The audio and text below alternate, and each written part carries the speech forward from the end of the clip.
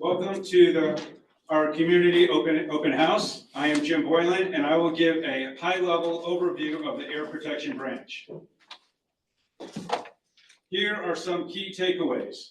The air quality in Georgia is improving. It is the best it has been since we started monitoring, and it is expected to continue to improve. Our work is collaborative and important. Today, you will hear from each of our programs and how they work together. Finally, be curious and ask questions. At the end, we will have a Q&A session. Please take advantage of this opportunity to find out more about the Air Protection Branch. The Department of Natural Resources is part of the executive branch. The EPD director and the DNR commissioner both report to the governor, and the DNR board, which consists of 19 people appointed by the governor. The DNR commissioner manages the Coastal Resource Division, Law Enforcement Division, Wildlife Resource Division, and the State Parks and Historic Sites Division. The Environmental Protection Division does not report to the DNR commissioner.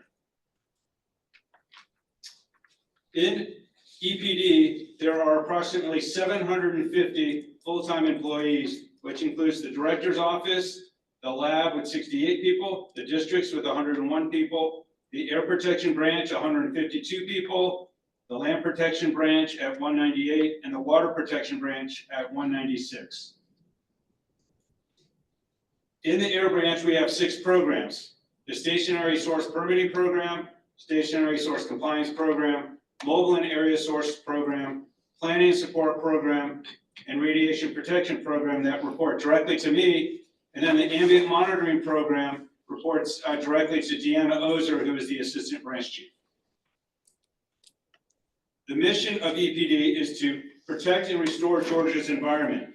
We take the lead in ensuring clean air, water, and land. With our partners, we pursue a sustainable environment that provides a foundation for a vibrant economy and healthy communities. This results in a balance between industry and the environment. This chart shows that economic growth and cleaner air are compatible. As gross domestic product, vehicle miles traveled, population, and energy consumption increase, criteria air pollutants in Georgia have decreased by 65%.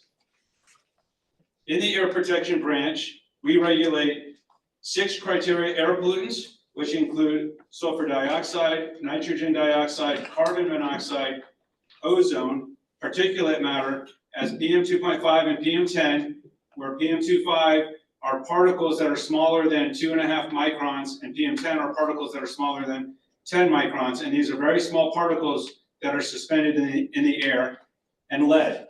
In addition, we regulate hazardous air pollutants, and there are 188 of those, as well as greenhouse gases.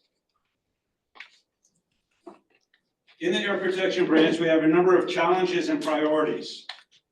The first is that EPA lowered the PM2.5 National Ambient Air Quality Standard on May 6, 2024 from 12 micrograms per cubic meter down to 9 micrograms per cubic meter.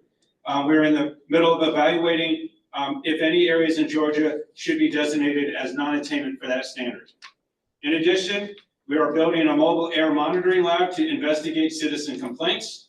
We're working to complete revisions to the air toxics guideline, which is used to evaluate the impact of toxic air pollutants on nearby residents. We're developing a state rule requiring emissions reporting for hazardous air pollutants. In addition, we collect Title V annual fees, permit application fees, inspection and maintenance fees, and radioactive materials fees to fund our programs. Most of the funding in the Air Protection Branch comes from these fees, with only 3% of our funding coming from the state budget. And finally, we are working to streamline our hiring process to fill all vacancies in the Air Protection Branch so we can do a really good job of protecting the air quality. With that, I will turn it back over to Nick to introduce your next speaker. Thank you.